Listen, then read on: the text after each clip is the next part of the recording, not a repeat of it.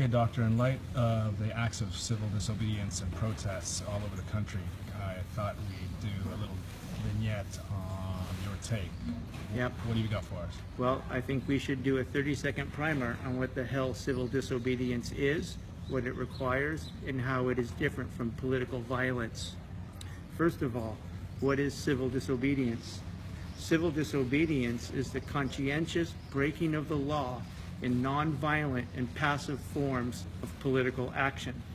Most advocates of civil disobedience emphasize the non-violent dimension of civil disobedience.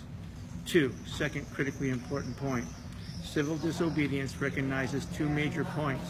One, government is necessary, and two, civil disobedience recognizes the legitimacy and the authority of the law.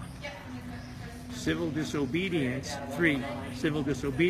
targets only unjust laws or laws that are in gross violation of the Constitution.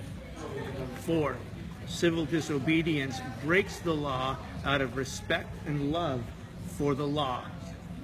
5, civil disobedience is not revolution, and it does not advocate forms of political violence because it does not seek to overthrow the government.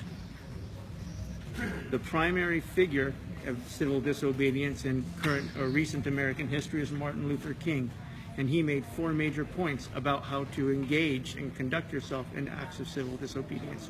1, first of all, civil disobedience is very, very serious business. 2, it requires an extraordinary amount of spiritual preparation and cleansing. 3, people who engage in acts of civil disobedience must be prepared to bear violence and to bear punishment for what they are doing. And 4, most importantly, they should not react violently. That's why it requires a tremendous amount of spiritual preparation. And 5, civil disobedience isn't for everybody. Now, what is the difference between civil disobedience and revolution?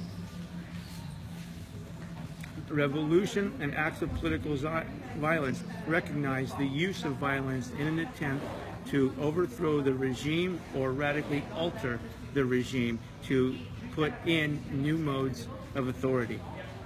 Now, trouble with all of this is, and this is what we're seeing right now in America, civil disobedience quickly slides into political violence because many people are not prepared to bear the violence and to bear the pain and to bear the suffering that comes from police violence. So, that's your 30 seconds on civil disobedience. Be prepared for it, and more is coming. Thanks, Doctor.